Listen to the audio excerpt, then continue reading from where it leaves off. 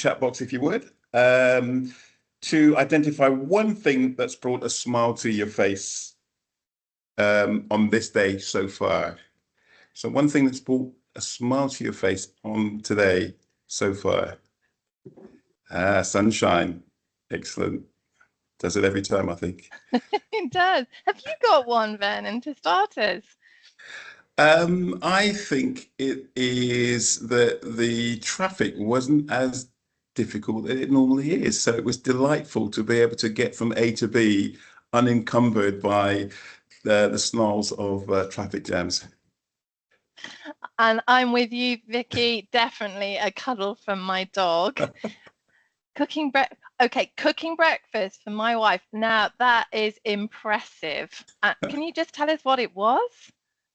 Thank you. And Charlotte, my dog. There's a lot of dog feedback. Sorry, are you coming in? Oh yeah. What the breakfast was? Yes, please. Well, bacon and eggs on toast. Oh my goodness, that's fantastic. And for somebody who hasn't had any lunch, that is I'm jealous. I'm really jealous. Oh well. So yes, there's a dog. Oh, my dog dramatically died when she smelled a boiled egg. Like that, Melanie. Ellie, my 4-year-old bought me a drink of water as he'd noticed I'd been on Teams all morning. Oh, that's Benjamin. Is that Benjamin? It must be. He's such a good boy, isn't he? Does he take after mum or dad? Mum, I'll say on in a public forum. He's not quite at your Ben's level of bring me cups of tea yet, but I'm not sure I want to take that risk quite yet at his age. So we'll stick to the child's cup of water. Yeah. Right, okay, so thank you for that. Please, if you want to carry on sharing what's brought a smile to your face today, that'd be really good. But let's start. We're a couple of minutes in, and we've got this hour for our bi-monthly Lunch and Learn webinar. So thank you so much for joining us. My name's Sian Harris, and I work in the NHS England national team, and I'm the strategic policy lead for unpaid carers. And I'll be chairing this session, and we've got Ellie Coolbeck, who will be doing everything IT and looking at the chat function. So please, if you have any issues, pop it in the chat box, and we will try our level best to support you. So just a little bit of housekeeping first. We will be recording this session, so if you'd rather not be recorded, have your face on the screen, please could you put your camera off? If you could put yourself on mute, that'd be really good, so during the presentation it's clear. We will be having a question and answer session at the end, so if you want to put any of your questions in the chat function, that's fine, but we will invite you to come off mute and ask any questions to our speaker Vernon today. I think that is about it. Have I covered everything, Ellie? I can see you nodding, so I think that's about it. So without further ado, I would love to introduce you to Vernon. Vernon is from YoungMinds, and he's going to be talking to us about the Parents Helpline Information. I'm sure Vernon will tell you a bit about YoungMinds, but it's a charity that supports parents and empowers young people to get the mental health support they need. Now, Vernon has kindly come out of an away day today to join us, so many thanks for doing that, Vernon. So can I pass you over, please? Great, thank you so much, Sian, and thanks for the introduction. Welcome everybody to my session in the Lunch and Learn today. As Sian said, my name is Vernon Samuels. I am a parent engagement officer. Typically, I'm part of a dynamic duo of myself and my colleague Jill Walsh, who wasn't able to be here today. But what I want to do over the time that we've got is just to give a bit of context to the parent helpline that I work with, but also then talk a little bit as we get started about the organisation, the several dimensions of the work, and then as we go through, I will outline the key offer that we provide through the Parent Helpline. And then as we get towards the end, we shall have an opportunity for you to ask some questions, and hopefully I'll answer them on the call. If I can't answer them on the call today, I will certainly get back to whoever who has given those questions with some hopefully sensible responses. So on that note, what I'd like to do as we jump off as a jump off point is just to say a little bit about Young Minds.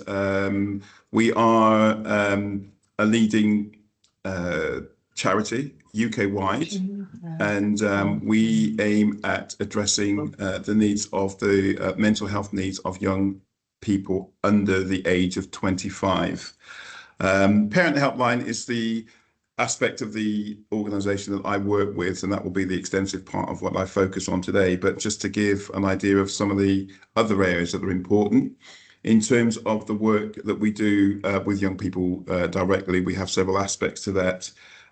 So we have young people, again, up to the age of 25 that we call youth advisors, and they work with some of the youth team around the campaigning and policy work. So some of you may have seen in the media, and indeed it was great to see in the manifesto of the leading parties at the election recently, a strong recognition of one of the things that has kind of percolated up through Young Minds and the youth voice, and that is fund the hubs, where there's been a real push to try and have mental health hubs around the country that young people can link to get support for themselves. So we have a campaigning arm. We also have a number of projects around the country where young people are involved. One of them at the moment, which you may see soon, it's about to be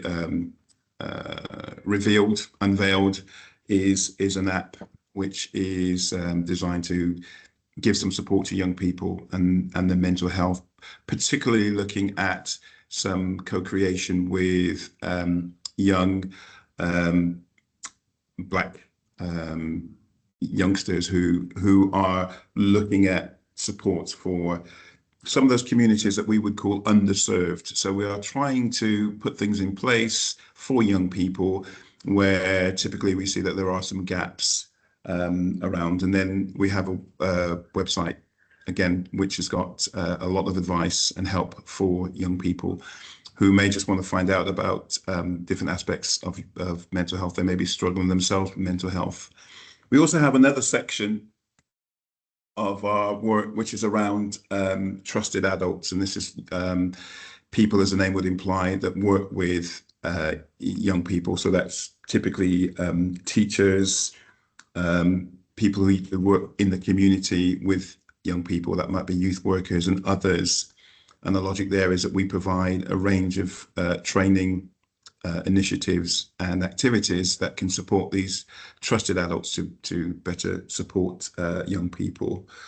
We also work with schools as well, working with the schools, again, to see how they can provide better support for the young people in their care. So we have the trusted adults, we have the youth section, if you like, and today I'm going to be talking in a little bit more detail about the Parent Helpline, which, as the name perhaps suggests, is about working with parents and carers. And I'll be talking through how we do that. Can we go to the next slide, please? So as mentioned, UK leading charity, and we go, so England, Ireland, Scotland, Northern Ireland, Scotland, Wales. So the service that we offer through the Parent Helpline in particular, much of it is free. And part of my role as a parent and engagement officer is to make sure that we raise the awareness about the free helpline service to parents and carers of young people under 25. And we are currently expanding our service. And again, we're not just simply looking at just gross numbers, but we're also looking at how we extend our reach to some of those communities which have typically been underserved or underutilized what is on offer, particularly as it's free and it's of very high quality. Next slide, please. So here are a few key points about the helpline service that I think is probably worth mentioning. I kind of, if 12 o'clock is right at the top, we will start at 1 o'clock. Supported parents from over 100 different counties across the UK. These are stats from 2023-24, by the way. We have a team of trained advisors with specialisms in a number of areas of mental health and in terms of connecting with parents and carers. We take a trauma informed approach to the work that we do, and all of the advisors are trained, and it's ongoing training that the advisors receive to ensure that they are able to connect well with carers and parents. And I'll walk you through a bit of a scenario later in terms of the benefit of the approach that's taken and some of the outcomes. We've evaluated and used insights to improve the service. So I mentioned that part of my role is raising the awareness of the parent helpline. The secondary part of my role is about listening to the lived experience of various communities and various parents, so that we can use those insights and perceptions to help shape our service development and delivery for the future.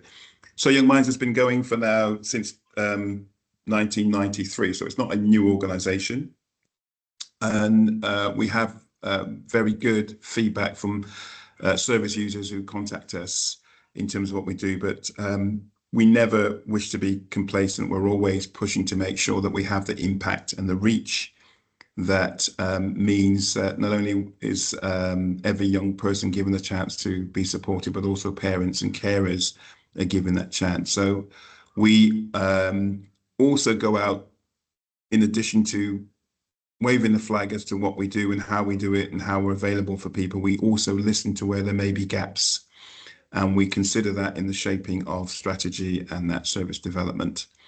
Last year we had 1.7 million web views on our parents page. I'll talk a little bit more about our parents page, but it's a well stocked web page which has got PIVTIC accreditation, so the quality of the information is very high. Again, we constantly update the information on the website based on the insights that we're able to draw from ourselves and other data that we're able to draw together. So it does mean that it's both current but also growing in the areas of information that and guidance and help that it provides. Last year, the website overall, so this covers the parent helpline, it also covers the trusted adults work and also the young people's work. We had 4 million views. So the website is very well used, very well visited, and it's a wonderful resource for people to pore over, as you'll see a bit later on. And last year we supported over 13,000 parents directly, either through the helpline, which is the phone service, or the web chat. And we also have a facility where people can message via the website, and then somebody from the parent helpline team will get back to them in terms of their inquiry. In terms of evaluation and parent feedback, feedback is really important, just so that we're not just kind of pumping things out into the abyss and hoping it lands somewhere. So here's just a few bits I think which will be useful to pick up on. So 82% said as parents or carers they learned something new to help support their child or their young person. We had 72% of parents and carers said they were now more aware of the support resources and services available. 70% of parent carers said that the young person's mental health had improved, so that's a really important one for us. And 85% of parents and carers are more confident to support their young young person or their child. That last one's particularly important, I think, for us as an organisation, because we really do want to give the support that gives parents and carers confidence of doing something rather than feeling disempowered. And it's great to see that what we do with and for parents and carers mean that people are more confident. And generally speaking, if there's more confidence, then it does mean that people are more willing to explore new ways of supporting their young person. Okay, next slide. Okay, so I'm going to go now into the specific aspects of the helpline. Mentioned before, it's for young people aged to 25, so 0 if that's at all possible in terms of, you know, some young person being able to articulate anything. But the point is, it's literally across the age spectrum for a young person up to the age of 25, and it is, just to reiterate, a UK-wide free service. We are here for the main carers, not just the parents or could be guardians, but also kinship carers as well, or legal guardians or foster carers, etc. And as mentioned before, our advisors that we have a team, a very diverse team of advisors from various backgrounds culturally, and also sort of professionally or clinically, so that we're able to look at matching the right advisors to the needs of the parent as they approach us. The helpline, if you just pop to the next slide, please. So the helpline number's on the screen, and these slides will be made available after the presentation today, if anybody wants to use or disseminate. It is a free helpline. The hours of opening currently are Monday to Friday from 9:30 to 4 p.m. Following some consultation and some insights from various not only parents and carers, but wider research that's been done by the Parent Helpline team. We are looking in the autumn to extend the hours of the opening of the Parent Helpline. So this is as it is at the moment.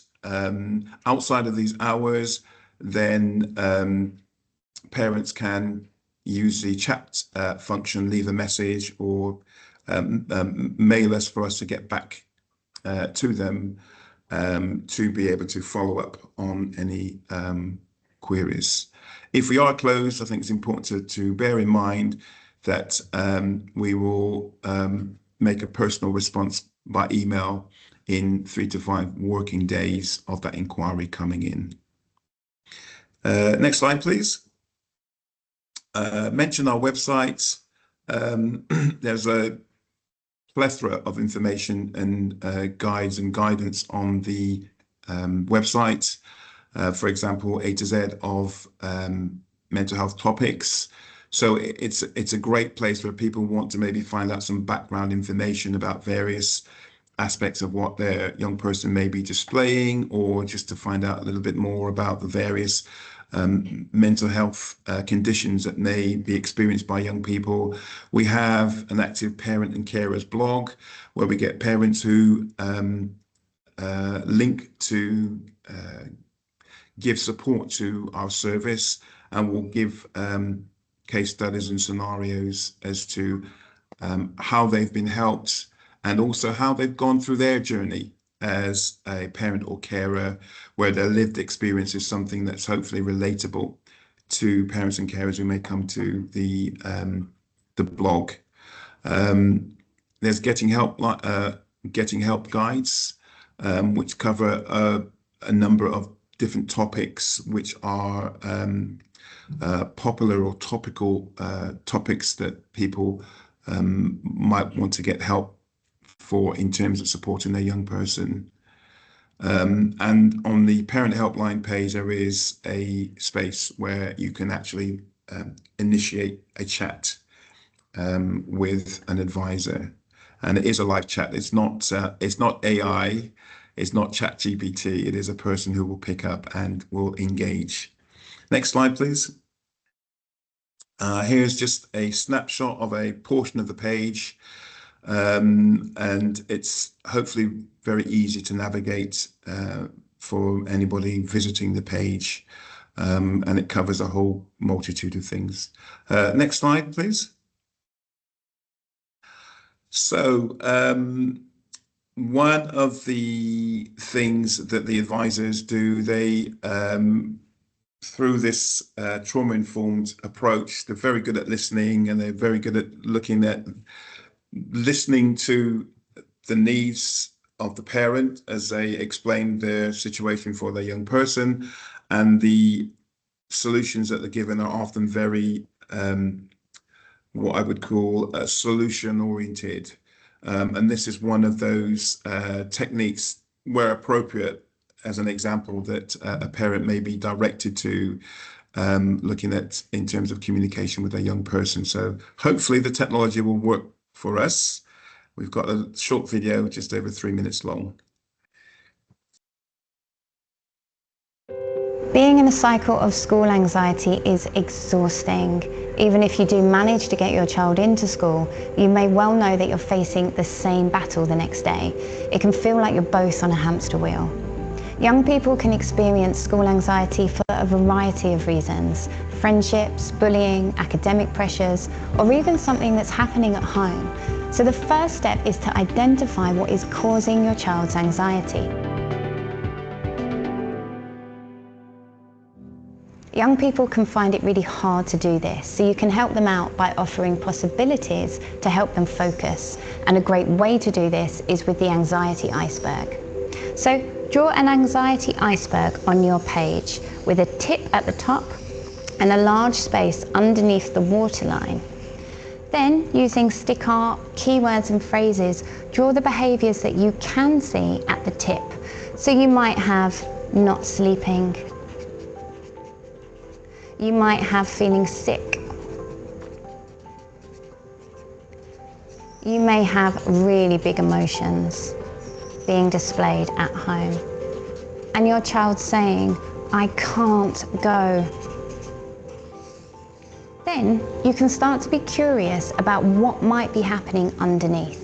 So you might say, "I wonder if the playground is too noisy and busy and loud.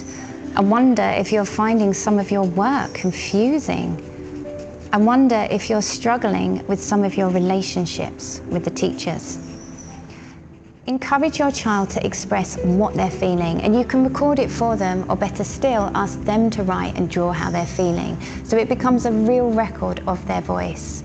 Doing this is much less pressured than asking direct questions such as "what's wrong?", but it also contains their anxiety and opens up conversation. The other great thing about this activity is you can use it to focus your conversation with the school. The more they know, the better placed they are to help. The class teacher, Senko, tutor lead or pastoral lead is usually the first person to start this conversation with. Show them the anxiety iceberg and look at the specific worries that your child has, and work together to make specific changes. For instance, you might know that your child finds the overcrowding at the beginning of school really anxiety-provoking. Something we find really helpful is have your child start 10 minutes early and do a job such as setting up or tidying the classroom. This gives them a calm handover and a real sense of purpose. For an older child, they could be assigned a mentor, perhaps somebody on the pastoral team, and they can meet them in the morning for a safe space and use it again during the day if required. In general, be honest about what's happening. If your child can't attend, then say the reason why. Say they're unable to attend because of their anxiety, rather than offering something like they're feeling unwell. The more school can understand, the better they can support, and it gives them the opportunity to work with you. Remember, forcing a child into school without changing anything isn't going to work in the long term. It creates a vicious cycle of anxiety, and your child won't be in the position to learn. If the person you're talking to isn't helpful, find somebody who will. You can always escalate it to the head of year or the deputy head. Really helping your child to explain what they're feeling, really listening to them, is the best place to start.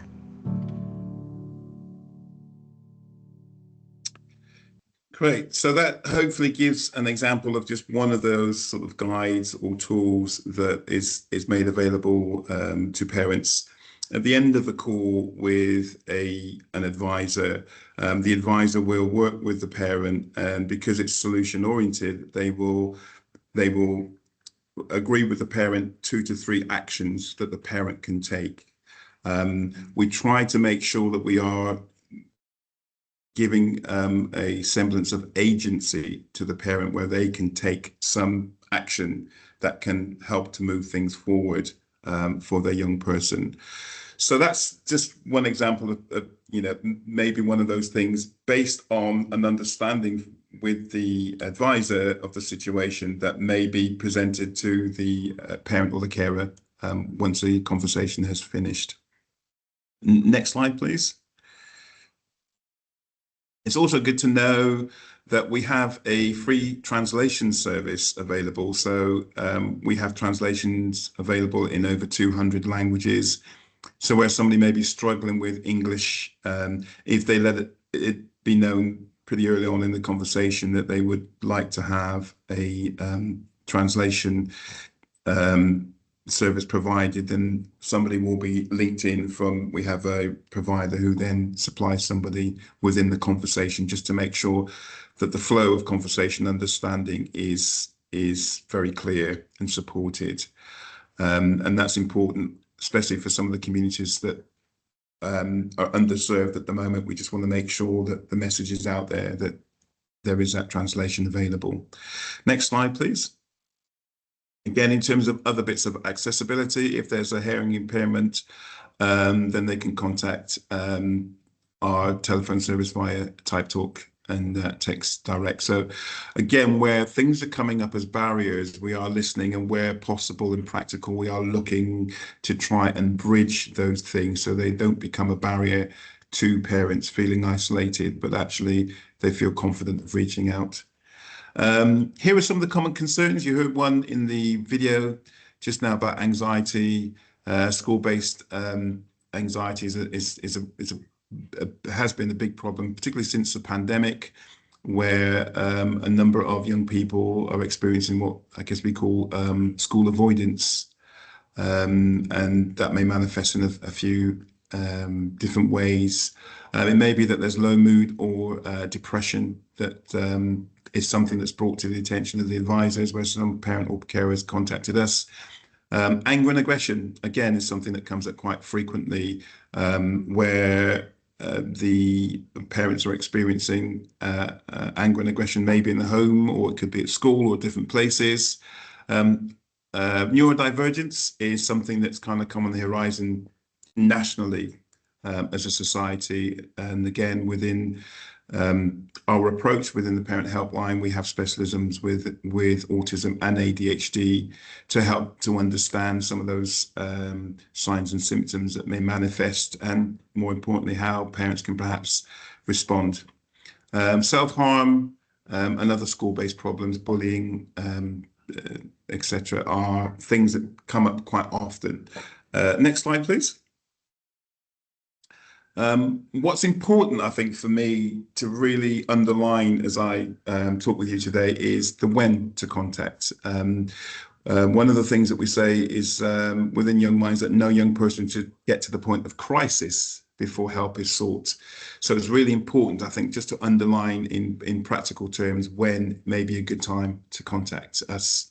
And the overarching response is, when a parent or carer sees a sustained change in your child's mood or behavior, that's a good time to get in touch. And some of the things that you may observe are change in sleeping or eating habits. I'm not going to go through the whole list, I'll just pick out a few. It might be that the young person is finding it difficult to engage socially at school, at home. They may have difficulty with their friendship groups, etc. They may have difficulty going to school, mentioned that before, school avoidance, or doing things outside the home. And they may not just be enjoying the things that they've previously enjoyed. So if they were very enthusiastic about a particular pastime or sport or something, and they suddenly have lost all that interest, The key thing, just to reiterate again, is when there is a sustained change in behavior and mood, and somebody might say, well, how do we know it's sustained? If you feel, every parent or carer kind of feels when there's something not quite right. And at that point, I think it's just good to call the helpline, even if it's for somebody to reassure you, actually, it's just a phase from what you've mentioned. It's great to have that reassurance rather than languishing and just sitting and having that anxiety yourself. Next slide, please. So very quickly, I want to take you through a bit of a scenario of how the helpline has helped a mother who had a child who was going through a situation. So what I want to just take you through, the sequence of steps in the journey to offering help and what the outcome was. So in the case I'll give here, we have a parent, we'll call her Julie. And Julie contacted the helpline because her son was experiencing severe anxiety. And the anxiety was so severe that they were actually experiencing hallucinations. So quite a serious situation. Julie, obviously, as a mother, was very concerned. The son was going through one of those tricky transitions between primary and secondary school, and she didn't quite know what to do. She was trying to get a referral for an assessment, but was waiting for a referral or something to happen, and nothing was happening. So she was anxious, and she reached a turning point where she felt isolated and desperate. And this is something that we often see for parents and carers contacting the helpline. They feel very isolated, very alone in trying to help their young person. And in this case, this scenario, this parent was feeling quite isolated, and so they reached out to the parent helpline. They were put in touch with an advisor, and we have a number of specialist advisors I mentioned a little earlier with different specialisms. This particular advisor that they were put in contact with based on the initial discussion was somebody who had expertise in child psychotherapy. And after about an hour-long conversation, kind of unpacking what was being presented and the context of everything, there were a number of solutions that were shared with the parent. And the specialist was able to give some insightful guidance around how to respond to their young person's situation. It was also a great opportunity, I think it's worth adding, that the mother herself had the opportunity and space to process her own emotions. And, sometimes it's important to calm the parent who may be exhausted and quite emotional, so that they're in the fit state themselves to be able to focus on the things most important that they can do to helping their young person. In terms of action-oriented oriented options, the advisor spoke with the mother and agreed some new strategies that she might employ in supporting her young person, which involved that particular young person enjoyed drawing. And so there was something around drawing and basically finding a way of communicating some of those feelings and really beginning to help the mother understand what was going on in her young person's life. And actually, again, quite importantly, the specialist was able to flag that it was possible that the young person had not been diagnosed with ADHD or autism, but there was some neurodivergent tendencies that was there. Again, it was helpful and insightful for the parent.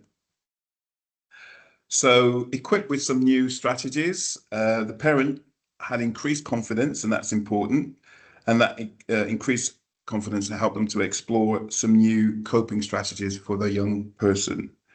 And so this situation went from a parent and a young person feeling very hopeless and very isolated to the parent becoming quite a proactive advocate on behalf of her own son's mental health. And so it was good to see that based on her connection with the helpline, paired with a skilled advisor to take them through that conversation and understand what the underlying issues were, the parent felt empowered and enabled to actually do something. And that was really important. Let's just go to the next slide, please, if we could. This is a quote from one parent. It's not untypical. We get quotes in all the time. I will read it out. Forgive me boring you if it is boring, but I think it's really a great capture of the essence. The advisor I spoke to was so calm and reassuring that I felt able to discuss all aspects of my son's difficulties. And she was able to offer suggestions for everything I mentioned. Where others tried to help by telling me not to worry, the YoungMinds Helpline helped me to process my emotions around this and gave practical solutions that might help. So I think it really talks volumes to the very practical level of connection with parents and carers. So as I have a captive audience here, it's wonderful to be able to just share with you a little bit in this time about the helpline. And what we'd love is that you help us to champion the helpline. My colleague Jill and myself, we talk about smart outreach. There are only 2 of us in this role at this point, and we are looking to roll out more information events like this. And so if you'd like us to maybe arrange to do a speak at your event online, we can do that. If you're based in London or Bristol, which are the 2 places that we are physically, then we can usually arrange for us to actually speak to. It could be a staff team, volunteers, it could be a parents group, it could be a group of professionals where we can get the information out and we can help to maybe field some questions that they've got as well. You can use the copy of information that we'll send out with the slides, and you can put it in your newsletters or link or reference it to your websites and your email. So we are really keen to disseminate via others who are in the same game of trying to support parents to support their young people. You can follow us on social media, and I'll let you know which socials that we do shortly. You can also, there's a QR code that I will show you. You can scan the QR code for opportunities to get involved with our work. So we find that frequently people do want to get involved with us and the work at YoungMinds and the Parent Helpline. And you can register your interest there, where we will follow up with you to see how we can provide the opportunities for you to engage and help with us on our agenda to really support young people's mental health. We also have a leaflet. I'll show you a copy online, but I will again send that through to Sean to maybe share. And as I mentioned, the slides themselves will be shared out. And the hope is that you will join with us in terms of disseminating the message that YoungMinds Parent Helpline is a free helpline. It's there, and we are really, really keen to reach as many parents as we can across the country. Next slide, please. So we have an information leaflet. If you just flick to the next slide. At the moment, we've just gone through a rebrand in the last 2 months. So we are desperately trying to build a portfolio of different leaflets and posters and public publicity materials, but this one will suffice hopefully for now. It's a very short 2-sider which tells people what they can be supported with, what the helpline is. There's a QR code that will take them to various bits of the websites that can help as parents. What happens when you contact, and again I think it's to reassure parents that it is a confidential and private conversation. We do find that some parents are very wary and very concerned that what is discussed, you know, is private and confidential, and we want to kind of reinforce that. As any responsible service, we are obliged to have a safeguarding policy in place, and if we do feel there's anything that falls into the area of safeguarding, then of course we will follow through. But the key thing is that we want to reassure parents that we will work with parents to understand what's there. And rather than talking about hypotheticals, we want to talk about the real situation that their young person is going through.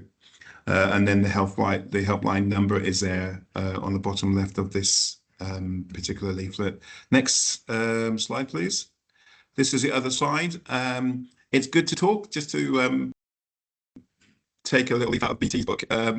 Having conversations with young people can be quite tricky. So this is just a leaflet. I'm not going to go through the detail, but it's just some prompts on how you or parents might initiate some conversations, not just in a point of crisis, but actually finding and picking moments intentionally to try and open things up to understand what is happening with their young person. And the next slide, please. So we're almost at the finish of my bit of presentation. We'd love for you to stay in touch. That QR code that you see on the screen, if you've got the opportunity and you have your phone, you can use it now, and it will take you to a short survey, and it will then lead you to identify where you might want to support some of the work, or how you might wish to get stay in touch, i.e. through newsletters. You can follow us on the socials. So Facebook. If you go to Facebook and just put Young Minds in, you will get through again with LinkedIn. And then for X, formerly Twitter, you can use @YoungMinds, and that will get you to the socials. We regularly have postings on there for you to stay in touch. And the key thing is that, we'd love for you to keep in touch. We'd also love for you, for those who feel that you can accommodate and facilitate us coming in, maybe another lunch and learn. We try to be as adaptable as possible, because we need to use a time that may be allocated. For some organizations, it may be as little as 10 minutes or 15 minutes. Others, it may be a bit more of an hour to an hour and a half focus group. But the key thing is, whatever time you can give us, we are willing to look and see how we can share what we have with you and with the people as parents and carers that you work with, can learn about the helpline, and also give us some insights that can be useful in helping to shape things forward. And so next slide, I'm almost there. I think I've just got a couple of bits to mention there. As a summary, it's national, it's free, the helpline this is. There is a well-stocked, well-resourced parent page on the website. And there are organizational information sessions that we can deliver to maybe staff or volunteers that you may have, or if you've got particular parent groups and carers groups, we can do focus group or information sessions for those groups as well. Resources available, we'd love for you to share and disseminate. And lastly, we are, as one of those barrier breakers, we do provide a translation service to make sure that the helpline is accessible. So that's it for me on the front end. I'd like to thank you for listening. I can see on the corner of my eye, there's been a few questions in the chat as well, which is great. It shows that people are both listening and asking questions, which is absolutely superb. So I will pause briefly, and we will see if there are some questions now that you may have that I can at least attempt to address with the little time that we've got left.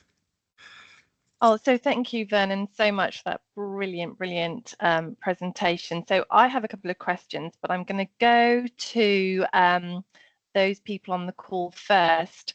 If anybody has a question and would like to raise their hand and come up mute and ask Vernon directly, please do. And whilst you're thinking of those, Ellie, would you mind just having a quick run through the questions that have been posed for Vernon, please? Absolutely.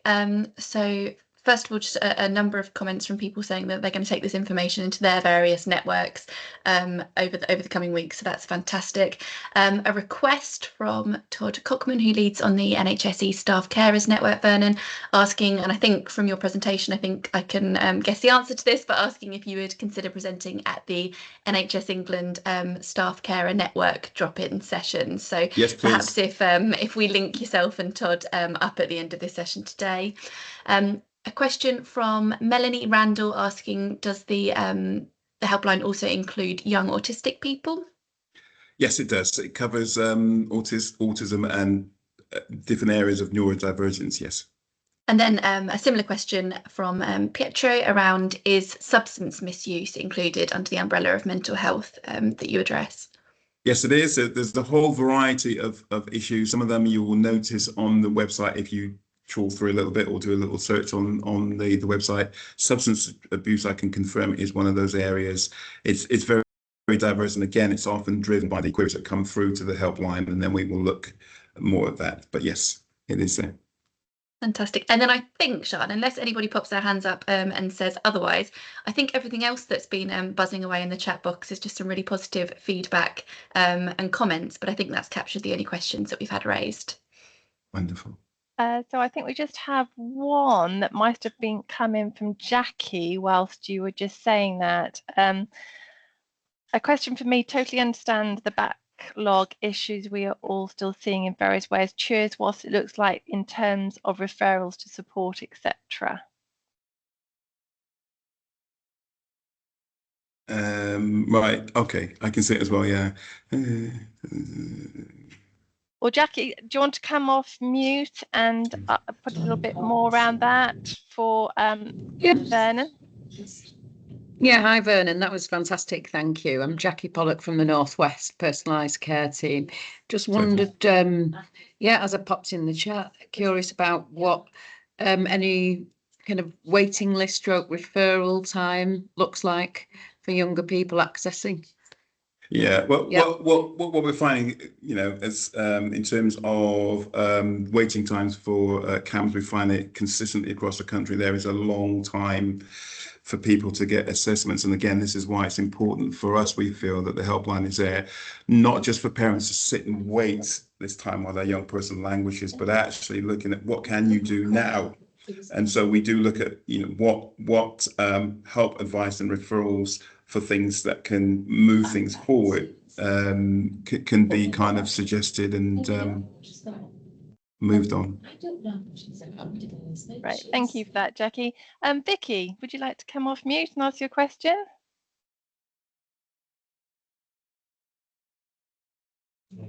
Sorry, yeah, sorry that took me ages to find my button then. Yeah, thank you, Vernon. That was an amazing presentation, really, really useful and really interesting. As you were talking about the leaflet, I was thinking actually that'd be something that would be great for us to send out to families that we support in our service, but I couldn't find it actually on the Young Minds website. So I don't know, do you know where it is or if it is available as a download? Yeah, what I will do, Vicky, is I will actually send that to Sian as a double-sided PDF. So electronically it will get to you. It's an interesting time for us. It's both exciting but slightly frustrating because we've just gone through a refresh and a rebrand, which has meant that we're now going through the lag of that to actually get the new bits out. So you won't see that particular leaflet on the website, but we will send it out via a PDF. Amazing, thank you. We've got orders in for other things that we can disseminate as well. Great, fantastic. Thank you very much. You're welcome. Thank you, Vicky, for that question. So, Tanya. Hi Vernon, thanks so much for the presentation. I work up in West Yorkshire as a family ambassador, supporting families who have a young person admitted to hospital for their mental health. And so sometimes I've used some of the resources on the Young Minds website with families that have been supporting, particularly like the guide to an inpatient stay, etc. But I was really interested in what you were saying about linking up an advisor on the parent helpline with a particular parent's circumstances, whether they may be the language that they spoke, the community that they came from, etc. Some of the families that I certainly support are definitely being underserved. So I was thinking, how would you envisage parental support through your parent helpline helping during an inpatient stay, Vernon, and perhaps beyond, when discharge can be really, really tricky for families and obviously for the young person as well. So how would you see that working? Thanks, Vernon. Yeah, that's a great question. And I think it's important that there's an understanding, I guess, through the journey and beyond that sort of hospital stay. The it's slightly cop out in a sense in terms of detail, but again, what would happen is the helpline advisor would take into account the circumstance and situation, i.e. the young person isn't going to be staying in hospital forever. It's a temporary period of time, after which there needs to be some understanding of what will happen on discharge. So one thing that's really, I think, important and I think quite special about the advisor help, the advisor talking with the parent or carer will look at the full situation as best as possible and look at those key issues. You know, one of which I would suggest it may well be quite anxiety causing if there is no sense of what happens after the discharge. So it's about that thing of, if we can emphasize to the parent or carer that there's a private and confidential conversation, they can talk about those real concerns that are underlying. And if those real concerns are brought to the table, then the advisor will work with that parent to look at those kind of key things that that can be done to minimize the anxiety and hopefully give some kind of a plan of action as to what can happen to best facilitate that transfer out of hospital care. Okay, that's great. I'm able to support families for about 4 weeks up to after discharge. So it's really useful to give them a suite, like a menu of choice of different resources that they can continue to use as they journey with their child. Thanks, Vernon. You're most welcome. Thank you for that, Tanya. And we have another question, and I am so sorry because I'm not sure I can pronounce, and I don't want to make a real odd job of this. So could you introduce yourself, please, from Rotherham? Yeah, it's Mohammed Nawaz. Thank you. Hi, Vernon. Thank you so much. Yeah, thank you. Excellent presentation. I work with the adult care. Thank you. In Rotherham Council. I'm a care assurance lead in Rotherham. I was so pleased to know, I didn't know that you have over 200 languages that's, available. We have a carer strategy group where I can share with the parent carer group. And I think it's a useful approach as a whole family's approach to supporting carer in Rotherham. I think it's excellent resources, and all the information that's been shared as well. It's not a question. I was just giving you a compliment that how excellent the resources are. Thank you so much. And thank you for that feedback. I really do appreciate that. And I will bring that back to the team as well, because I think it's just a testament to them putting things in place which are seen as valuable. So thank you. Thank you. Oh, isn't that amazing feedback? And we've also got a couple of comments, both from somebody who has used your service personally, and also somebody who is going to share it with their daughter who works with young people in Kent. So that's fantastic. So as you'll be aware, we have young carers themselves who have a caring responsibility under 25, and one of the things that we're hearing is around their mental health with the caring that they're doing. Are you aware of any people who are being cared for by young people who have used your service? So people are being cared for by young people. So I guess the first priority is to parents and carers who have that legal responsibility. We do find that for whatever reason, there are a multitude of reasons that sometimes a parent isn't able to step up really and look at how they can care for their young person. So a young person under 25 may come forward. We don't typically with the helpline work with young people under 25. However, if somebody was under 25 and contacted us because they had some concerns about their young person, the advisor would still talk to them. So he wouldn't just simply say, oh, hang on, you're not the main carer, we're not interested. The advisor would advise or guide them to the best place for what their responsibility is. And we do see from time to time where a parent, where a sibling, for example, is very concerned about their younger sibling. And so rather than just saying, well, I'm sorry, you fall outside of our remit, we will look to see what we can offer in the way of advice and guidance as to where they can go to get the support for their sibling. Oh, that's brilliant. Thank you, Vernon. Is there anybody else who's got any more questions for Vernon whilst we have him here, or is there anything in the chat, Ellie? Another question in the chat from Carol at Mayfield Medical Centre. Carol's asked, do you already link in with parent carer forums around the country? I would say it's patchy, only because Jill and I were appointed last September in this role of parent engagement. So we are avidly looking at how we can make those connections happen, and the best way we can actually develop some kind of relationship to get the information out and disseminate it via those existing and often trusted networks of parents and carers. Brilliant, thank you, Vernon. Todd, I see you've put your hand up. Yeah, it's not to do with introductions. I've actually got a question. My son, who's 19, has got a friend who is displaying some of the behaviours that you outlined in your presentation. Are friends able to contact the line, or is it restricted to sort of families and parents? Again, well, what would happen is ordinarily, so if a friend who was concerned did contact the parent helpline, the advisor would probably in the first instance just explore whether or not a parent or carer could get in touch. And based on that outcome, so for some scenarios, people will say, well, no, I know this is happening to my friend. I don't see that the parents, for whatever reason, are able or willing to do anything.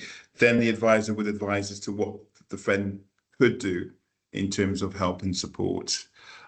Equally, there is a section on the website for young people, again, experiencing different things, either directly or people that they may know. So there is some initial advice, but again, if somebody contacts the helpline, part of the discussion will be about what is your relationship to the young person concerned, and then the response would follow, of course, accordingly.